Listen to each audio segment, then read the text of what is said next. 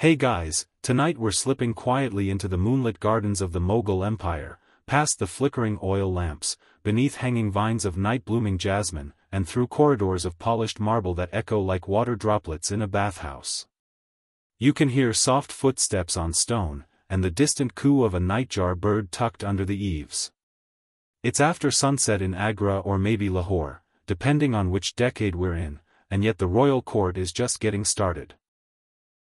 You'll pass guards in gleaming turbans and archways engraved with poetry in Persian. The air smells faintly of sandalwood smoke and rosewater, because yes, the Mughal court loved its fragrances almost as much as its gemstones. And somewhere ahead, beyond a series of carved ivory doors, a man in loose cotton robes reclines on a plush couch, ready to hear a complaint about an overzealous parrot trainer or perhaps a merchant who promised moonstone and delivered marble. You probably won't survive this world very long, too hot, too hierarchical, and too many rules about how many steps behind the emperor you're allowed to walk, but for tonight, you're just here to watch. No bowing necessary. So, before you get comfortable, take a moment to like the video and subscribe, but only if you genuinely enjoy what I do here. And as always, let me know in the comments where you're watching from, and what time it is in your corner of the world. Now, dim the lights, maybe turn on a fan for that soft background hum, and let's ease into tonight's journey together. You step into the night just as the moon is rising, a huge, cream-colored coin in a velvet sky. The palace grounds are hushed but awake. Gardeners are trimming branches by lamplight. A servant fluffs the emperor's favorite pillow, which, according to one court document, contained the softest down from birds imported from Samarkand. Jahangir, the emperor of interest tonight, is not in a rush. He rarely is. Unlike his father, Akbar the Great, who ran a tight ship and got up with the sun, and probably exercised before breakfast, like some kind of 16th century overachiever, Jahangir liked to take things slow. Think wine, art, and long debates about flower symmetry. He once paused a diplomatic audience because a heron landed nearby and he wanted someone to sketch it. Tonight, he's decided to hold court outside, which isn't unusual. The gardens are terraced, with canals flowing between walkways, and fruit trees dotting the paths. Scribes unroll carpets. Cushions are arranged with geometric precision. Candles and shallow bowls of jasmine oil are lit, giving off a warm, flickering scent that makes even the palace cats a little drowsy. You move closer to the emperor's platform.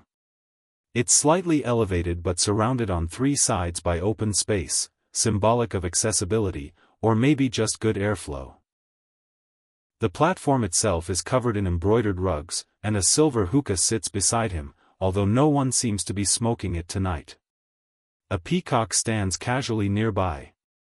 It's probably not trained, but no one's going to make it leave.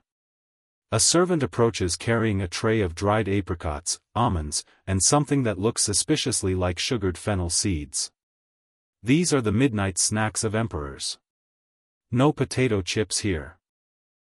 Just a light offering to get through a session that could run till dawn.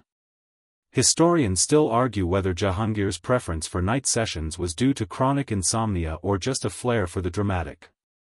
Some sources suggest he had migraines exacerbated by sunlight, while others believe he simply thought better after dark. Honestly, you get it. It's cooler at night, the stars are out, and the torches add a nice touch of ambience. Plus, nothing says absolute monarch like holding government meetings while everyone else is struggling to keep their eyes open. Tonight, there's a light breeze from the Yamuna River. You can hear it brushing through the date palms. The court has begun assembling, ministers in deep-colored robes, poets clutching tiny notebooks, a bird seller who's definitely in the wrong place but pretending he's not. There's even a falcon resting on someone's gloved wrist. It yawns audibly.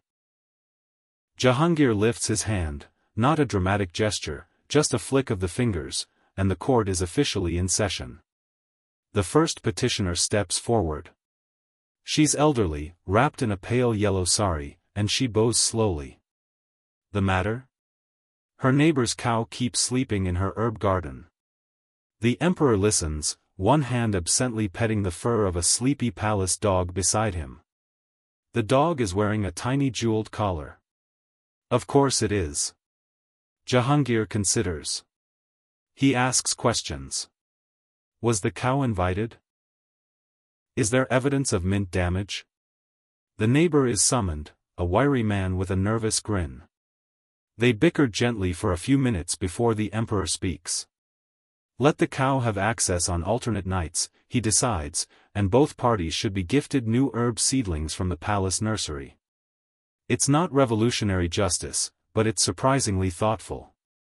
Jahangir liked this kind of thing, small, human disputes resolved under moonlight.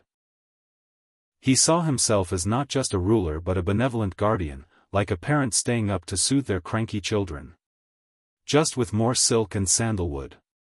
There's a pause as another case is prepared. You shift slightly on your cushion, watching moths flit near the torches.